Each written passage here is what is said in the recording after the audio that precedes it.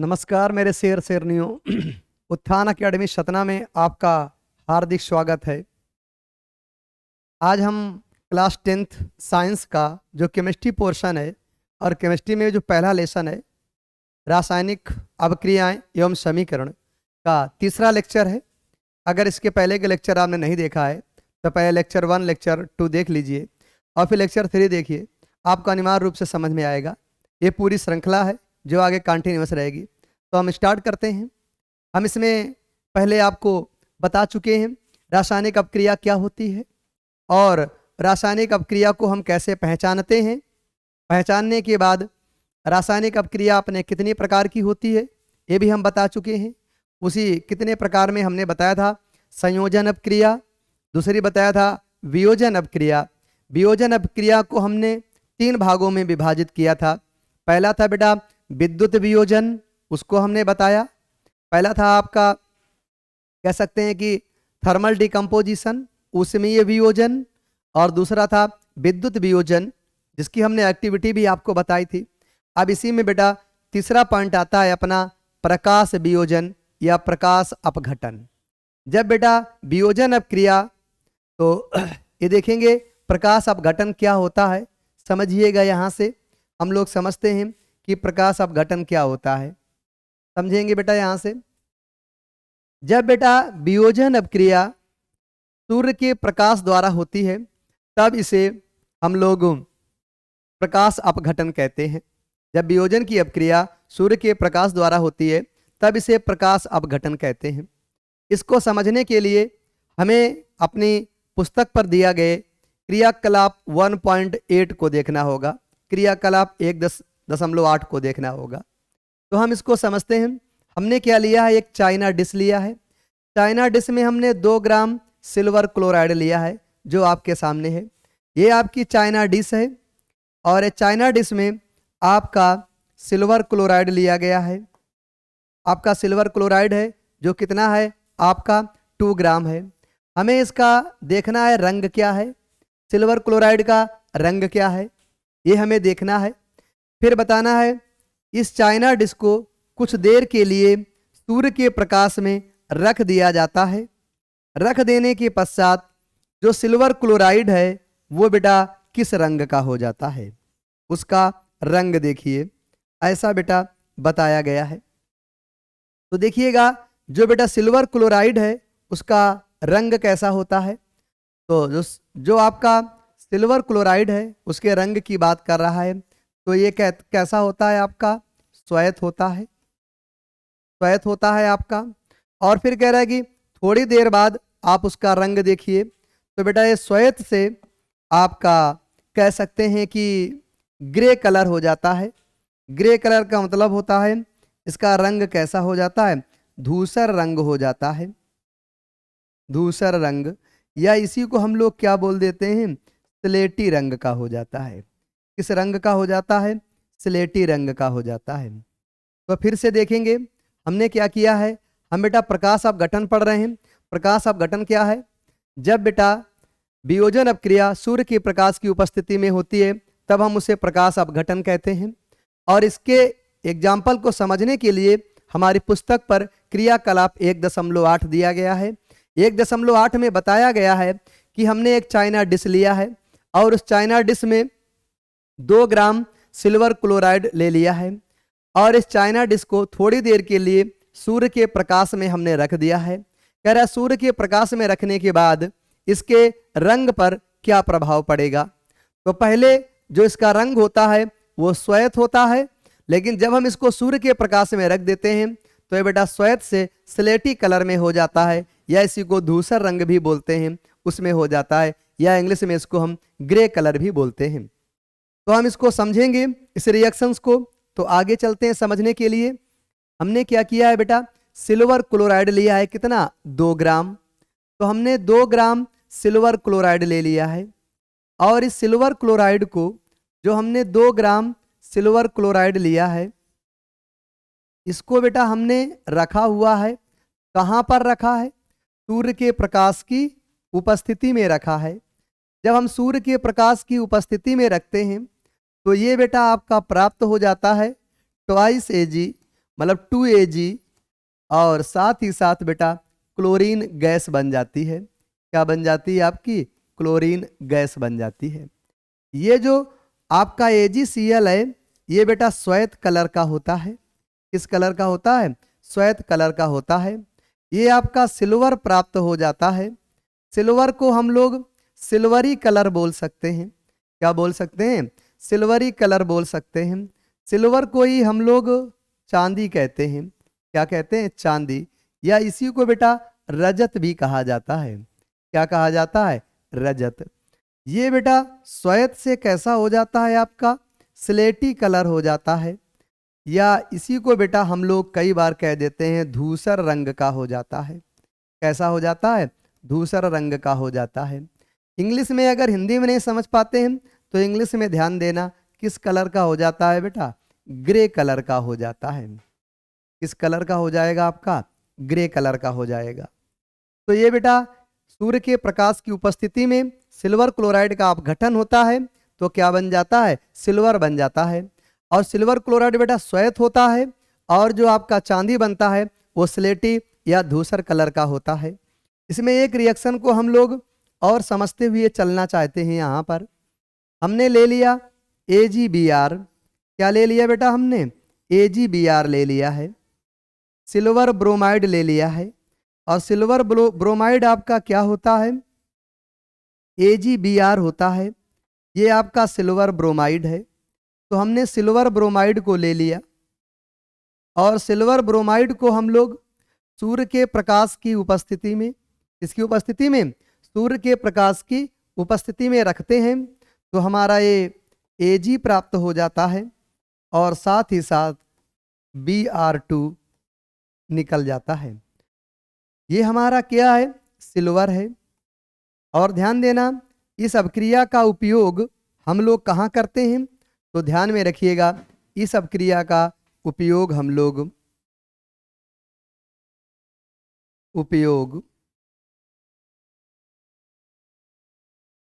Photography में करते हैं। इसमें फोटोग्राफी में करते हैं बेटा, ब्लैक एंड व्हाइट फोटोग्राफी में इसका उपयोग किया जाता है। तो ये भी आपको ध्यान रखना है कि हम इसका उपयोग कहाँ पर करेंगे? एक फोटोग्राफी में करते हैं।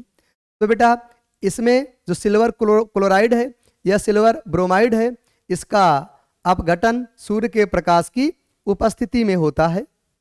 तो ये कैसी अपक्रिया कहलाई?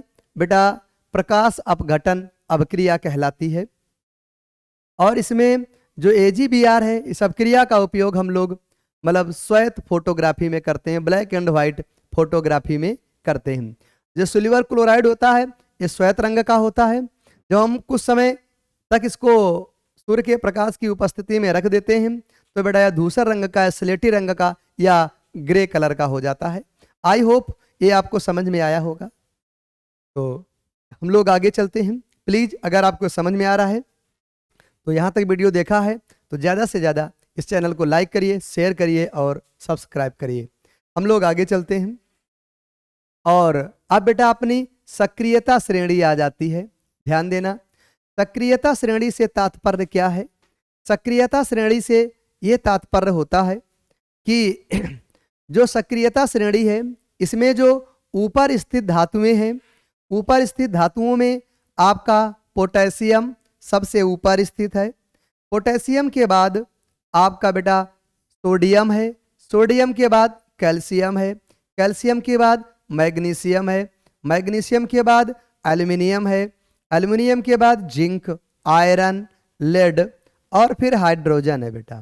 हाइड्रोजन के बाद कॉपर है, कॉपर के बाद मरकरी, मरकरी के बाद सिल्वर, सिल्वर के बाद गोल्ड है। तो अगर हम कहें कि सबसे अधिक क्रियाशील कौन होगा तो जो पोटेशियम है जो सक्रियता श्रेणी में सबसे ऊपर स्थित है, ध्यान दीजिएगा, वो सबसे अधिक क्रियाशील धातु है। तो पूछा जाए सक्रियता श्रेणी कैसे बनाई गई है? सबसे ऊपर सबसे अधिक क्रियाशील धातु को रखा गया है, और जैसे जैसे नीचे आते हैं वैसे वैसे बेटा धातुओं की क्रियाशीलता घटती जाती है। तो इसीलिए इसको क्या कहा गया है? धातुओं की सक्रियता श्रेणी कहा गया है। और जो इसमें पोटेशियम है जो सबसे ऊपर स्थित है वो बेटा सबसे अधिक अभिक्रियाशील है। और सबसे नीचे बेटा गोल्ड है, गोल्ड के नीचे प्लेटिनम भी है, लेकिन गोल्ड तक हम देखते हैं। जो बेटा गोल्ड है अपनी, वो सबसे कम क्रियाशील धातु है। तो ये समझ लीजिए, जैसे जैसे आप ऊपर से नीचे आते हैं वैसे वैसे धातुओं की क्रियाशीलता घटती जाती है, और इस श्रेणी को धातुओं की सक्रियता श्रेणी कहते हैं। तो ध्यान दीजिएगा, ये जो सक्रियता श्रेणी है उसकी परिभाषा बताई गई है।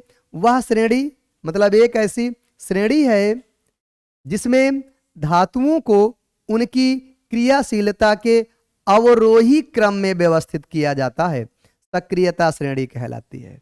मतलब जब धातुओं को उनकी घटती हुई या अवरोही क्रम में, ध्यान दीजिएगा, जब धातुओं को उनकी क्रियाशीलता के घटते क्रम में या अवरोही क्रम में व्यवस्थित किया जाता है, तो जो हमें श्रेणी प्राप्त होती है उसे हम सक्रियता श्रेणी कहते हैं।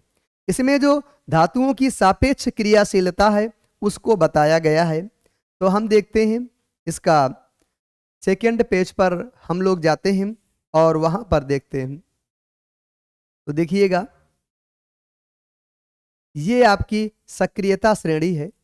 तो सक्रियता श्रेणी को देखेंगे और समझेंगे। इसमें क्या होता है, ये जो पोटेशियम है, ये जो सबसे ऊपर लिखा हुआ पोटेशियम है, ये बेटा सबसे अधिक क्रियाशील है। क्या है आपका? सबसे अधिक क्रियाशील धातु है। ध्यान दीजिएगा, सबसे अधिक क्रियाशील धातु है। और क्रियाशील धातु सबसे अधिक, और ये जो सबसे नीचे स्थित है इसको ध्यान देंगे, गोल्ड, ये बेटा सबसे कम क्रियाशील धातु है। क्या है बेटा? सबसे कम क्रियाशील धातु है।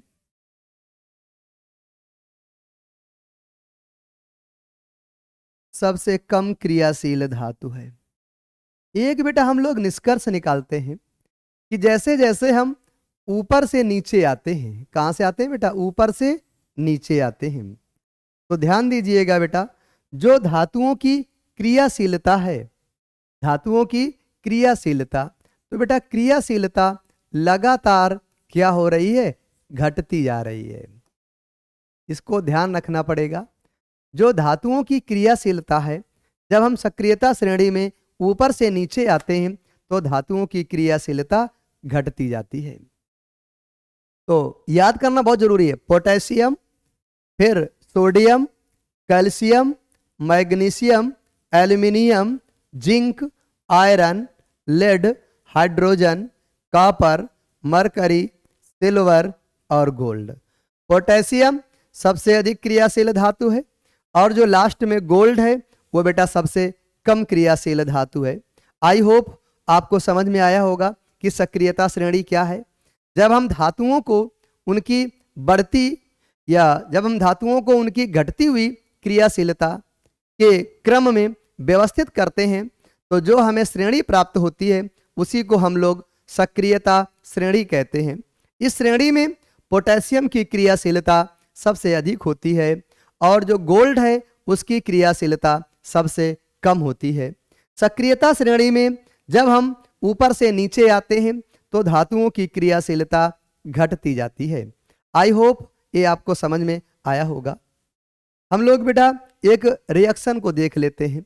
कह रहा है कि उन वियोजन अपक्रियाओं के एक एक समीकरण दीजिए जिनमें ऊष्मा, प्रकाश एवं विद्युत के रूप में ऊर्जा प्रदान की जाती है। यहां पर बेटा एक प्रश्न है जो पूछा गया है बोर्ड पेपर में, तो ध्यान दीजिएगा। उन वियोजन अपक्रियाओं के एक एक समीकरण देना है जिसमें बेटा ऊष्मा, प्रकाश व विद्युत के रूप में उनको ऊर्जा देनी पड़ती है।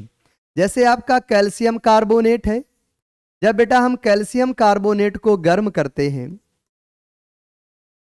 कैल्शियम कार्बोनेट, ये अपना कैल्शियम कार्बोनेट है। अब इस कैल्शियम कार्बोनेट को हम लोग गर्म करेंगे। क्या करेंगे? गर्म करेंगे। गर्म करने पर ये बेटा ब्रेक हो जाता है कैल्शियम ऑक्साइड और साथ ही साथ कार्बन डाइऑक्साइड। तो कार्बन डाइऑक्साइड गैस है, तो ये क्या करती है बेटा? रिमूव हो जाती है। ये आपका जो बन के आता है ये आपका कैल्शियम ऑक्साइड है। ये आपका क्या है? कैल्शियम ऑक्साइड है। तो ये बेटा कब रिएक्शन होती है? जब हम इसे गर्म करते हैं। गर्म करने का मतलब है ये ऊष्मीय अपघटन है। ऊष्मीय अपघटन क्यों है? क्योंकि हम इसको ऊष्मा दे रहे हैं। तो किस प्रकार का अपघटन होगा ये बेटा ऊष्मीय अपघटन होगा। कैसा अपघटन है आपका? ऊष्मीय अपघटन है। तो ये आपका ऊष्मीय अपघटन है जैसा आप देख रहे हैं। अब इसमें क्या होता है, एक अपक्रिया हम लोग और देखते हैं, और वो अपक्रिया क्या है? इसमें प्रकाश का उपयोग हुआ हो। अभी थोड़ी देर पहले हमने देखी, तो इसमें हमने लिया AgCl को। ये क्या है? अपना सिल्वर क्लोराइड है। AgCl क्या है? सिल्वर क्लोराइड है।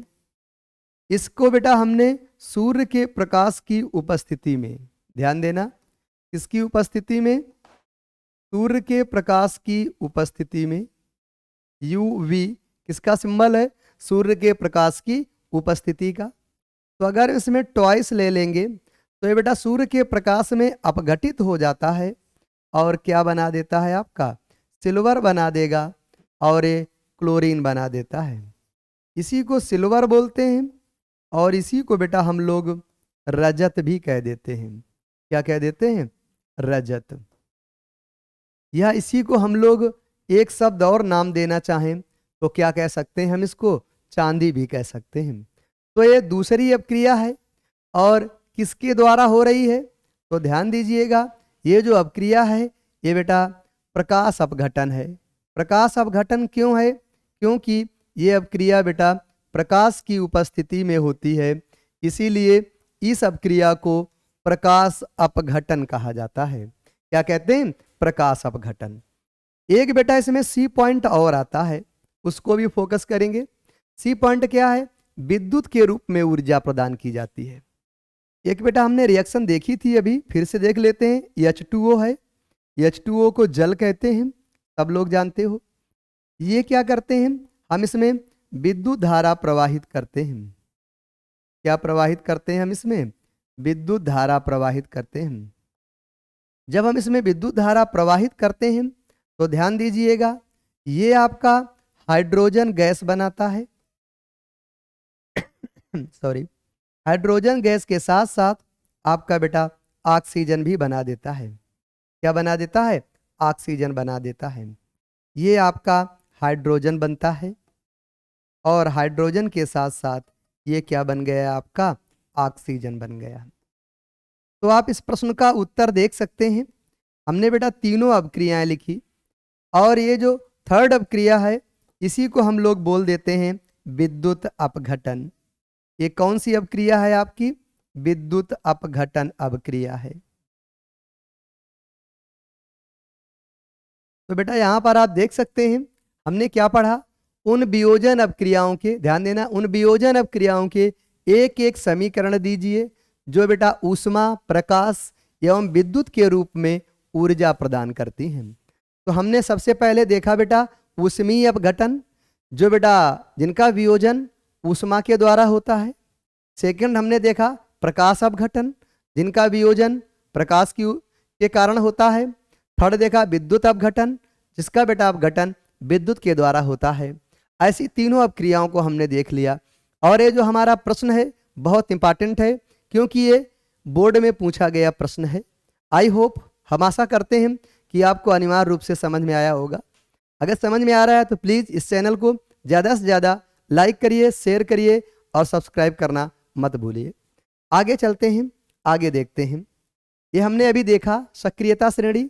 हमने बताया धातुओं को उनकी घटती हुई क्रियाशीलता के क्रम में रखा जाता है तो हमें एक श्रेणी प्राप्त होती है जिसे हम लोग सक्रियता श्रेणी कहते हैं। इस सक्रियता श्रेणी में जो पोटेशियम स्थित है वो सबसे ऊपर है तो उसकी क्रियाशीलता सबसे अधिक है, और इस श्रेणी में सबसे नीचे गोल्ड है तो गोल्ड की क्रियाशीलता सबसे कम है। इसको हम लोग आगे देखते हैं। अब बेटा अपनी तीसरी अपक्रिया आती है। अगर आपको ध्यान हो, पहली अपक्रिया हमने क्या पढ़ी थी? संयोजन अपक्रिया। दूसरी अपक्रिया क्या पढ़ी हमने? वियोजन अपक्रिया। वियोजन अपक्रिया के हमने 3 भाग देखे। पहला भाग कौन सा देखा हमने? मतलब ऊष्मीय अपघटन। सेकंड भाग कौन देखा बेटा? विद्युत अपघटन। थर्ड भाग कौन सा देखा हमने? प्रकाश अपघटन देखा। अब बेटा हम इसमें तीसरा भाग देखने जा रहे हैं, जिसको हम लोग विस्थापन अपक्रिया या प्रतिस्थापन अपक्रिया कहते हैं। इसमें होता क्या है बेटा? ध्यान दीजिएगा। इसमें अधिक क्रियाशील धातु, ध्यान दीजिएगा, इसमें जो अधिक क्रियाशील धातु है वो कम क्रियाशील धातु के लवण से उस धातु को क्या करती है? निष्कासित कर देती है। इसलिए इस अपक्रिया को हम लोग विस्थापन अपक्रिया या प्रतिस्थापन अपक्रिया कहते हैं। देखो लिखा भी होगा, वह अपक्रिया, वह रासायनिक अपक्रिया जिसमें अधिक क्रियाशील तत्व, ध्यान देना, अधिक क्रियाशील तत्व कम क्रियाशील तत्व के यौगिक से, ध्यान देना, वह रासायनिक अपक्रिया जिसमें अधिक क्रियाशील तत्व, अधिक क्रियाशील तत्व कम क्रियाशील तत्व के यौगिक से, यौगिक कैसा होगा? कम क्रियाशील तत्व का यौगिक होगा, लेकिन तत्व की क्रियाशीलता क्या होगी? अधिक होगी। परमाणु को विस्थापित कर देता है। कम क्रियाशील तत्व के परमाणु को क्या करता है? विस्थापित कर देता है। और विस्थापित ही नहीं करता है, विस्थापित करने के साथ साथ स्वयं उसका स्थान ग्रहण कर लेता है। तो ऐसी अपक्रिया को हम लोग क्या कहते हैं? विस्थापन अपक्रिया कहते हैं। इसको हम एक उदाहरण के द्वारा आपको समझाने का प्रयास करते हैं। देखिएगा, हमने एक कॉपर सल्फेट लिया। एक कॉपर सल्फेट अपना सॉल्यूशन है। क्या है? अपना सॉल्यूशन है कॉपर सल्फेट। कॉपर सल्फेट, इसकी बेटा रिएक्शन हमने आयरन से करवाई। ध्यान दीजिएगा, इसकी रिएक्शन हमने आयरन से करवाई। किससे करवा रहे हैं हम लोग? आयरन से। आयरन अपना क्या होता है? Fe। आयरन अपना क्या होता है? Fe। इससे करवाया। तो ध्यान देना बेटा, जो आयरन है, ये जो आयरन है ये बेटा अधिक क्रियाशील है। किससे बेटा? इस कॉपर से। ये बेटा अधिक क्रियाशील है। क्या है आपका? अधिक क्रियाशील।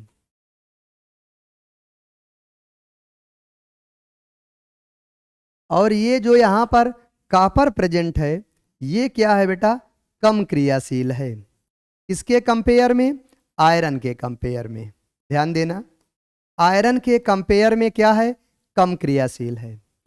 तो देखिएगा, ये बेटा जो अधिक क्रियाशील तत्व या धातु कह सकते हैं, अधिक क्रियाशील धातु जो है वो बेटा कम क्रियाशील धातु के जो विलयन है, कम क्रियाशील धातु का जो विलयन है उससे क्या करेगी? धातु को निष्कासित कर देगी। तो ये क्या करेगी? धातु को निष्कासित कर दिया। कॉपर धातु को क्या किया? निष्कासित कर दिया। और जहां से निष्कासित करेगी वहां पर स्वयं आकर के जुड़ जाएगी। तो ये क्या बन जाता है आपका? FeSO4 बन जाता है। क्या बन जाता है आपका? FeSO4 बन जाता है। क्या बन जाएगा? FeSO4 बन जाता है। देखिएगा फिर से, हमने क्या बताया? अधिक क्रियाशील तत्व। ये क्या है? अधिक क्रियाशील तत्व या धातु है आयरन। ये क्या करेगी बेटा? कम क्रियाशील तत्व के यौगिक से, जो कॉपर सल्फेट है ये बेटा कम क्रियाशील तत्व का यौगिक है। तत्व के यौगिक से परमाणु को या समूह को क्या करेगी? विस्थापित कर देगी। तो बेटा कॉपर को ये क्या करेगा? विस्थापित कर देगा। और उसका स्थान जहां कॉपर लगा है वहां पर स्वयं लग जाएगा। देख सकते हैं SO4 के साथ क्या लग गया? Fe। स्वयं उसका स्थान ग्रहण कर लेता है। तो ऐसी अपक्रिया को हम लोग क्या कहते हैं? विस्थापन अपक्रिया कहते हैं। आई होप आपको समझ में आया होगा कि अधिक क्रियाशील तत्व या धातु कम क्रियाशील तत्व के यौगिक से कम क्रियाशील तत्व के परमाणु को विस्थापित कर देगा और उसके स्थान पर स्वयं जुड़ जाता है। तो ऐसी अपक्रिया को हम लोग विस्थापन अपक्रिया या प्रतिस्थापन अपक्रिया कहते हैं। ये आपका कॉपर है और ये जो आपका बन के आया है इसको हम लोग आयरन सल्फेट कह देते हैं, या सिंपल तौर पर अगर हम इसको देखना चाहें तो हम क्या कह देंगे, फेरस सल्फेट। क्या कह देंगे बेटा, फेरस सल्फेट कह देंगे हम इसको। अब देखिएगा, इसको हम लोग आगे चलते हैं। आई होप ये समझ में आ गया होगा। विस्थापन तो बेटा सक्रियता श्रेणी पर आधारित है, विस्थापन या प्रतिस्थापन। वहीं से हम देखेंगे कौन अधिक क्रियाशील है और कौन कम क्रियाशील है। आप स्वयं देख सकते हैं। ये देखिएगा बेटा, जो हमने बताया आपको, जो आयरन है, आयरन है बेटा सक्रियता श्रेणी में ऊपर है और कॉपर सक्रियता श्रेणी में नीचे है। तो सक्रियता श्रेणी में आयरन ऊपर स्थान रखता है और कॉपर नीचे स्थान रखता है।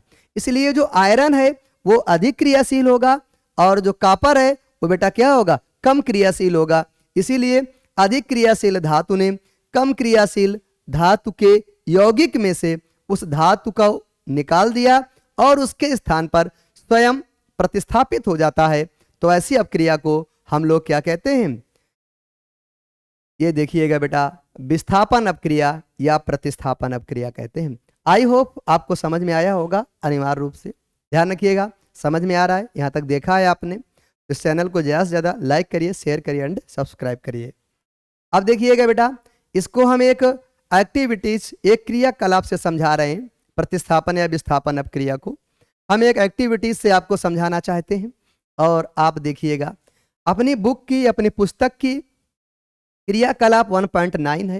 ये जो पुस्तक में क्रियाकलाप हैं, इनसे बहुत अधिक प्रश्न बन रहे हैं वर्तमान समय में, तो बहुत ध्यान से पढ़िएगा।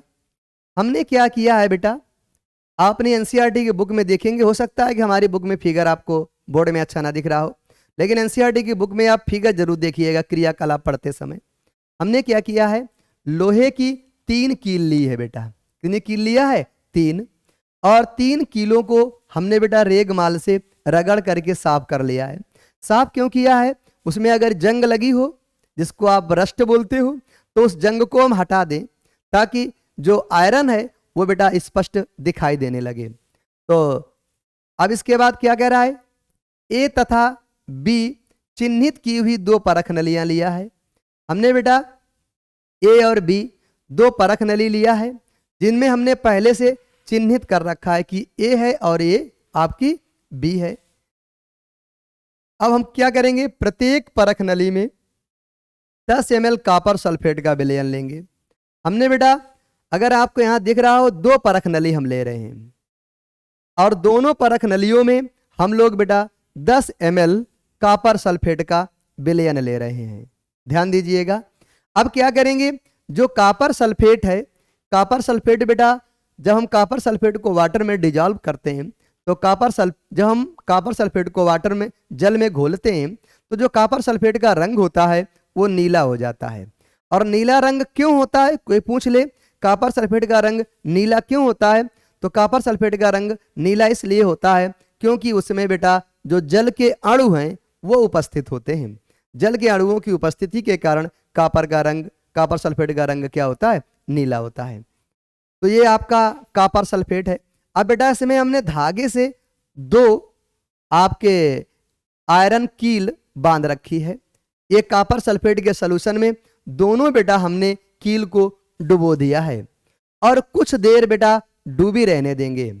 डूबी रहने देने के बाद हम बेटा देखते हैं, इसमें ध्यान दीजिएगा। अब परख नली ए तथा बी में कॉपर सल्फेट के विलयन के नीले रंग की तीव्रता की तुलना कीजिए। तो बेटा ध्यान दीजिएगा, अब कह रहा है कि तो जो तीव्रता, या आगे देख लो, कॉपर सल्फेट के विलयन में डूबी कीलों की रंग की तुलना कर बाहर कीजिए। तो बेटा इसमें 2 प्रेक्षण हमें प्राप्त होते हैं। तो प्रेक्षण नंबर 1 अपना क्या है, ध्यान देना, प्रेक्षण नंबर 1, तो बेटा हमें इससे कुछ प्रेक्षण प्राप्त होते हैं जिसको हम लोग ऑब्जर्वेशन कहते हैं। क्या प्राप्त हो रहे हैं, प्रेक्षण प्राप्त हो रहे हैं जिसको हम लोग ऑब्जर्वेशन बोलते हैं। तो हमसे कहा क्या क्या जा रहा है, ध्यान दीजिएगा। पहला अपना ऑब्जर्वेशन क्या है, तो यहां पर देखो बेटा, यहां पर सबसे पहले आपसे क्या कहा जा रहा है उसको आप देखिएगा। तो इसमें कह रहा है कि 10 ml लीजिए, फिर कह रहा है कि 2 कीलों को धागे से बांधकर, 2 कीलों को किससे बांधना है, 2 कीलों को धागे से बांधकर आपने किससे बांधा है दोनों कीलों को? धागे से बांधकर सावधानी पूर्वक परख नली बी के कॉपर सल्फेट विलयन में लगभग 20 मिनट तक डुबोकर रखिए और फिर तुलना कीजिए। तुलना करने के लिए एक कील को अलग रख लीजिए। देखो बेटा, एक कील को हमने पहले से अलग कर रखा है और 2 कीलों को हमने कॉपर सल्फेट विलयन में डुबोया है। कह रहा है कि 20 मिनट तक दोनों कीलों को कॉपर सल्फेट विलयन में डूबे रहने दीजिए। फिर बेटा इसको बाहर निकालिए। बाहर निकालने के बाद क्या कह रहा है? परख नली ए तथा बी में कॉपर सल्फेट के विलयन के नीले रंग की तीव्रता कीजिए। तो बेटा ध्यान देना, पहला ऑब्जर्वेशन है। पहला ऑब्जर्वेशन क्या है? नीले रंग की तीव्रता, नीले रंग की तीव्रता पहले की तुलना में कम हो जाती है। पहले की तुलना में कम हो जाती है। पहले की तुलना में कम हो जाती है। आप देख भी सकते हैं बेटा कि पहले की तुलना में नीले रंग की तीव्रता क्या हो रही है? कम हो रही है। आप स्वयं ऑब्जर्वेशन कर सकते हैं। ये बेटा पहले का नीला रंग है। टेस्ट ट्यूब ए में, परख नली ए में पहले शुरुआत का नीला रंग है और ये परख नली बी है। परख नली बी में बेटा 20 मिनट बाद का कॉपर सल्फेट है। आपको स्पष्ट दिख रहा है, पहले कॉपर सल्फेट बहुत ही नीला था, धीरे धीरे उस कॉपर सल्फेट का कलर क्या हो गया है? फेड हो गया है। मतलब कहने का जो हमने बताया है, नीले रंग की तीव्रता धीरे धीरे क्या हो रही है? कम हो रही है। अब बेटा सेकंड ऑब्जर्वेशन क्या है अपना, उसको भी देखिएगा। कह रहे कॉपर सल्फेट के विलयन में डूबी कीलों के रंग की तुलना कीजिए। तो देखो बेटा, जो कॉपर में डूबी हुई कील है वो बेटा उसका आपका कॉपर सल्फेट का वो आपकी कह सकते हैं कि एक प्रकार से मतलब कॉपर के कलर की हो जाती है। किस कलर की हो जाती है बेटा? कॉपर। दूसरा ऑब्जर्वेशन क्या हो जाएगा? जो बेटा आयरन कील है, ध्यान दीजिएगा, आयरन कील पर कॉपर की पतली परत जम जाती है। पतली परत जम जाती है,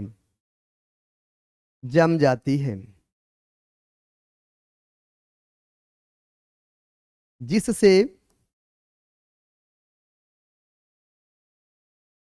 आयरन कील का रंग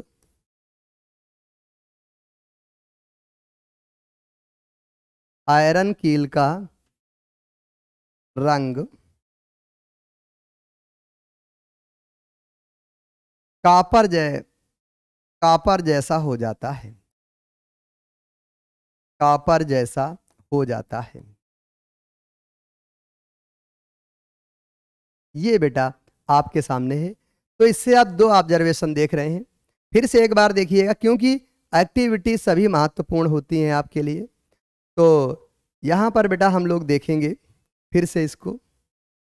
तो यहाँ पर देखिएगा हमने क्या किया है बेटा, लोहे की 3 कील ली है, ध्यान देना, 3 कील लिया है और उनको हमने रेगमाल से साफ कर लिया है। अब बेटा हमने ए और बी 2 परख नलियां ली है जो आपके सामने हैं, ए और बी। ये परख नली ए है जो अधिक नीली है और दूसरी परख नली बी है जो बेटा अपेक्षाकृत कम नीली है। तो कह रहा है प्रत्येक नली में 10 ml हमने कॉपर सल्फेट लिया था दोनों में। ध्यान दीजिएगा, प्रारंभ में दोनों परख नली का जो कॉपर सल्फेट का कलर था, रंग था, वो बेटा बिल्कुल डार्क नीला था, गहरा नीला था। लेकिन अब आपने क्या किया है, अब आपने बेटा 2 कीलों को धागे से बांधकर सावधानी पूर्वक परख नली बी, इस परख नली में बेटा परख नली बी में सावधानी पूर्वक धागे से बांध करके लटका दिया है, ऐसा कह रहा है।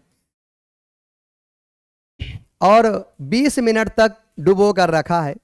अब बेटा कील तुलना करने के लिए हमने एक कील को बेटा अलग कर रखा है ताकि हम इन जो डुबोई कीले हैं और जो बाहर कील रखी है उसके रंग की तुलना कर सकें। अब क्या कह रहा है, 20 मिनट पश्चात दोनों कीलों को कॉपर सल्फेट विलयन से हमने बाहर निकाल लिया।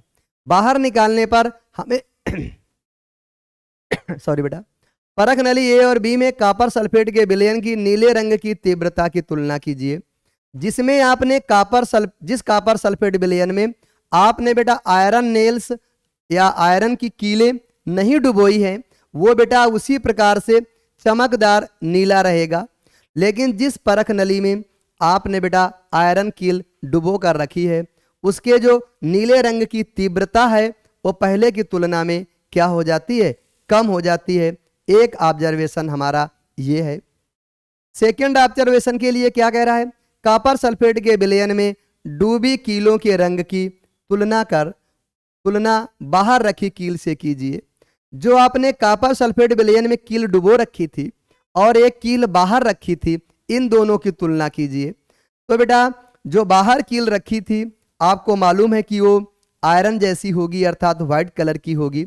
लेकिन जिस कील को आपने डुबो रखा था सॉल्यूशन में, वो क्या हो जाएगी बेटा, तांबे के समान एक रंगीन हो जाती है। तो आई होप ये एक्टिविटीज आपको समझ में आई होगी।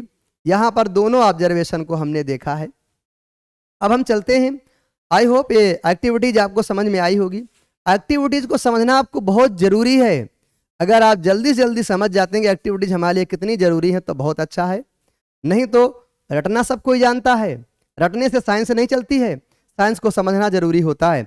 समझने के लिए ही हमारी जो पुस्तकें हैं उनमें बेटा एक्टिविटीज दी गई हैं, क्रियाकलाप दिए गए हैं, और वर्तमान समय में सबसे ज़्यादा क्वेश्चंस उन्हीं क्रियाकलापों से ही पूछे जा रहे हैं।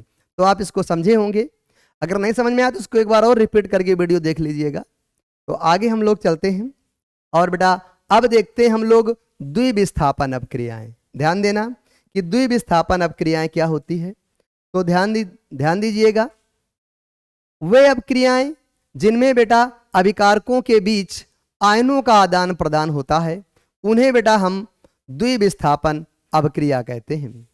आदान प्रदान होता है उन्हें बेटा ध्यान देना, ये क्या है बेटा, उन्हें हम द्विविस्थापन अपक्रियाएं कहते हैं। कैसी अपक्रिया बोल देते हैं, द्विविस्थापन अपक्रिया। ये आपका ऐसे ही लिख गया है गलती से, तो इसको ध्यान दीजिएगा। ऐसे को हम लोग क्या कह देते हैं, द्विविस्थापन अपक्रिया कह देते हैं। इसमें आयनों का आदान प्रदान होता है। तो उन आयनों का आदान प्रदान कैसे होता है देखिएगा। जैसे आपके सामने एक एग्जाम्पल लिया गया बेटा, लेड नाइट्रेट। ध्यान देना, क्या लिया गया, लेड नाइट्रेट। ये आपका लेड नाइट्रेट है, ये लिया गया है आपका लेड नाइट्रेट। और एक बेटा लिया गया आपके सामने पोटेशियम आयोडाइड। क्या ले लिया गया, पोटेशियम आयोडाइड। तो लेड नाइट्रेट लिया गया और साथ ही साथ पोटेशियम आयोडाइड को लिया गया है। ये दोनों आपस में रिएक्ट करते हैं और इसमें बेटा सिर्फ और सिर्फ आयन चेंज होने वाले हैं, जिसको आप खुद महसूस करेंगे। इसका जो प्लस है इसके माइनस के पास चला जाएगा। ध्यान देना, इसका जो प्लस है इसके माइनस के पास चला जाएगा। और सेकंड देखेंगे, इसका जो प्लस है वो इसके माइनस के पास आ जाएगा। आप बेटा स्पष्ट देख सकते हैं, केवल और केवल आयन का चेंज हो रहा है, आयनों का आदान प्रदान हो रहा है। जिन अपक्रियाओं में आयनों का आदान प्रदान होता है ऐसी अपक्रियाओं को हम लोग द्विविस्थापन अपक्रिया कहते हैं। तो इसमें जब आयनों का आदान प्रदान होगा तो जो बेटा बन के आने वाला है उसको देखिएगा। ये पीबी किससे अटैच होगा जाकर के, तो पीबी आई से अटैच होगा, तो क्या बना देगा, पीबी आई2 बना देगा। और बेटा जो के है वो NO3 से अटैच होता है, तो क्या बना देता है, ट्वाइस KNO3 बना देता है। ये आपका लेड आयोडाइड है। क्या है आपका, लेड आयोडाइड है। और ये आपका जो बना है ये क्या कहलाएगा, आपका पोटेशियम नाइट्रेट कहलाएगा। क्या कहलाने वाला है आपका, पोटेशियम नाइट्रेट कहलाने वाला है। ये आपका अवक्षेप के रूप में प्राप्त होता है अवक्षेप का संशय के नीचे जम जाएगा। तो इस अपक्रिया को हम लोग क्या कहते हैं? द्विविस्थापन अपक्रिया कहते हैं, क्योंकि इसमें आयनों का आदान प्रदान होता है। और एक कंडीशन जरूर ध्यान रखिएगा, हमारे मन में कई बार भाव आ जाता है कि जो द्विविस्थापन अपक्रिया है इनका संबंध सक्रियता श्रेणी से है, लेकिन ध्यान रखिएगा द्विविस्थापन अपक्रियाओं का सक्रियता श्रेणी से कोई संबंध नहीं होता है, इनका सक्रियता श्रेणी से कोई लेना देना नहीं है। और हमारी चौथी अपक्रिया थी। पहली अपक्रिया अपनी क्या है? संयोजन अपक्रिया। दूसरी अपक्रिया क्या है अपनी? अपघटन अपक्रिया। और अपघटन अपक्रिया को हमने कितने भागों में ब्रेक किया है? 3 भागों में तोड़ा है। ऊष्मीय वियोजन, विद्युत वियोजन और बेटा प्रकाश वियोजन या प्रकाश अपघटन। तीसरी अपनी थी विस्थापन अपक्रिया, इसमें सक्रियता श्रेणी का उपयोग किया गया। चौथी अपनी है द्विविस्थापन अपक्रिया, इसमें क्या किया गया है? इसमें आयनों का आदान प्रदान किया गया है। हमें आशा है कि आपको ये चीज़ जरूर से जरूर समझ में आई होगी। प्लीज़ अगर समझ में आई हो तो चैनल को ज़्यादा से ज़्यादा लाइक करिए, शेयर करिए और अनिवार्य रूप से सब्सक्राइब करिए।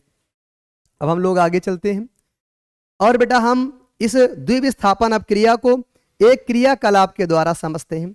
बार बार कह रहे हैं कि अपनी बुक में क्रियाकलाप दिए गए हैं, तो क्रियाकलाप इसलिए दिए जाते हैं आप उसको समझिए नहीं रटिए, आप उसको समझिए ना कि रटिए।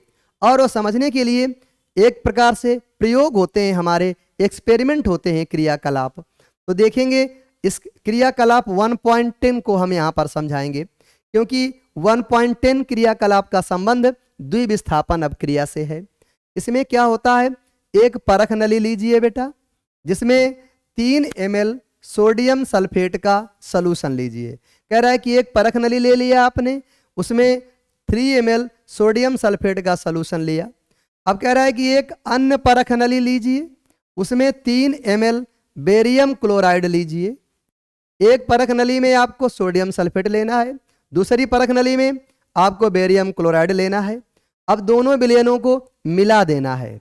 मिला देने के बाद कह रहा है कि आपने क्या देखा, क्या आपने ऑब्जर्व किया। तो ये ऑब्जर्व हम लोग आगे कर रहे हैं, देखिएगा ये प्रेक्षण हमने क्या क्या किए हैं, ये ऑब्जर्व हमने क्या क्या किया है उसको यहाँ पर हम लोग देखते हैं प्रेक्षणों को। तो बेटा पहला, सबसे पहले तो हम इसकी अपक्रिया को लिख रहे हैं।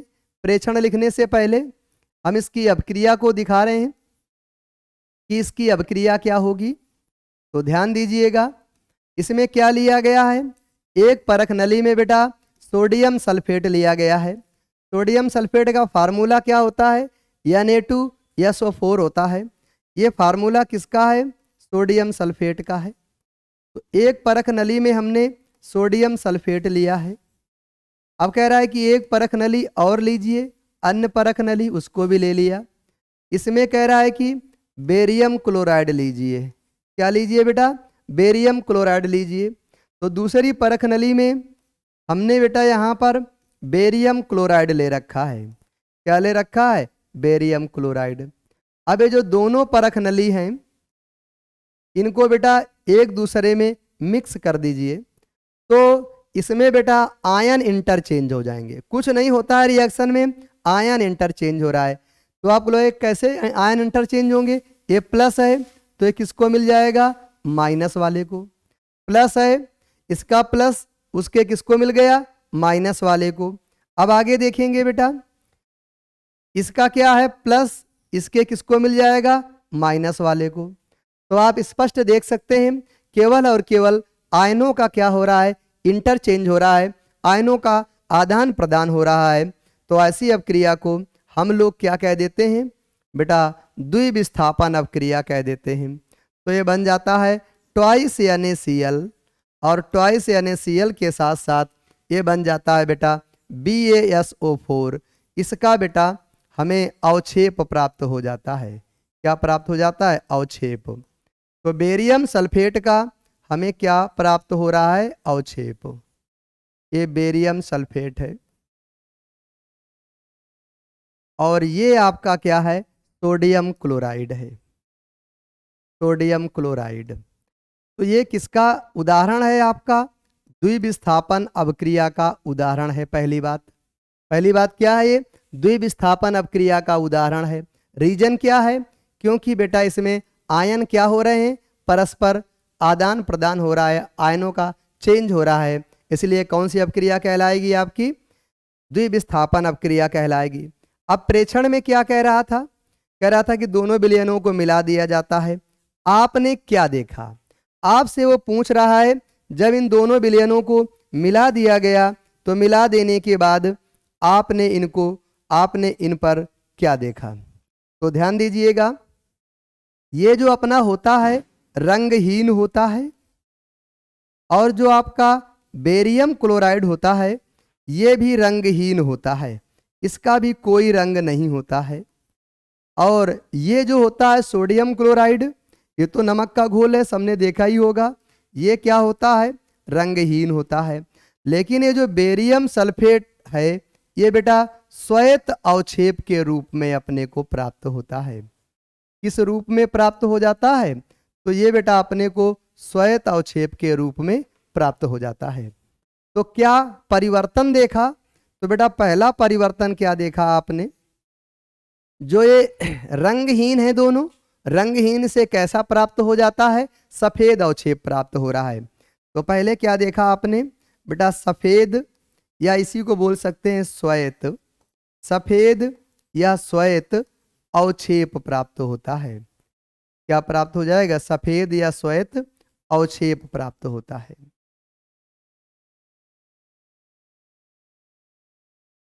और दूसरा क्या ऑब्जर्वेशन आया आपकी नजर में बेटा? ध्यान दीजिएगा, द्विविस्थापन अवक्रिया निकल करके आई। कैसी अवक्रिया निकल करके आई? द्विविस्थापन अवक्रिया निकल के आई। उसका रीजन क्या है द्विविस्थापन अवक्रिया होने का? द्विविस्थापन अवक्रिया रीजन क्या है? आयनों का आदान प्रदान। रीजन क्या है बेटा? आयनों का आदान प्रदान।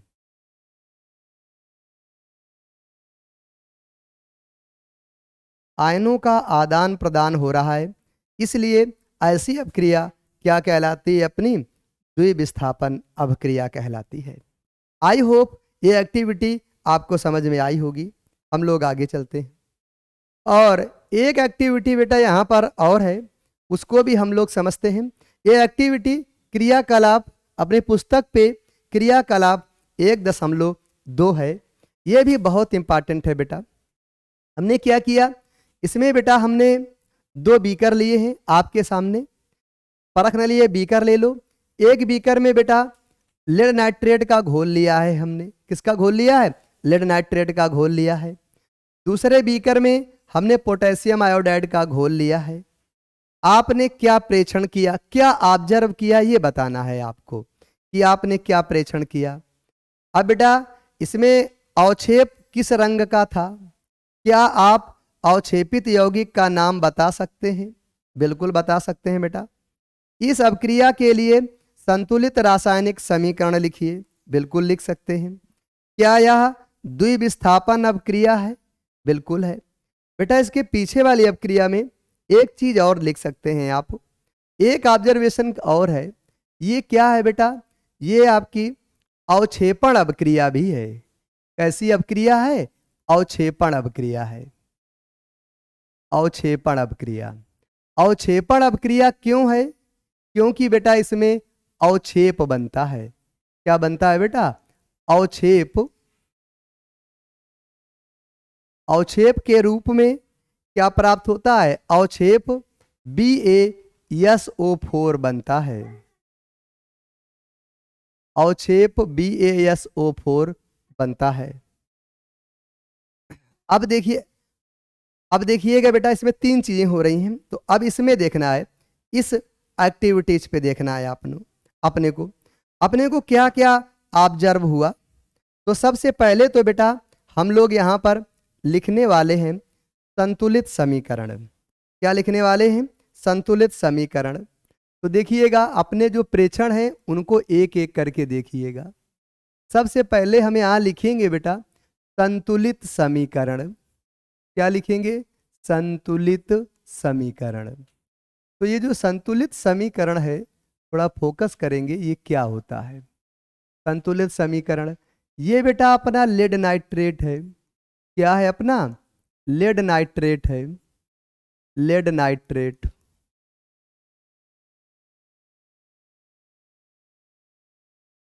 ये बेटा रिएक्ट करता है पोटेशियम आयोडाइड से। लेड नाइट्रेट आपने खुद देखा, एक बीकर में लेड नाइट्रेट है और दूसरे बीकर में क्या है आपका? पोटेशियम आयोडाइड है। पोटेशियम आयोडाइड है दूसरे बीकर में। अब ये दोनों बेटा आपस में अभिक्रिया करते हैं।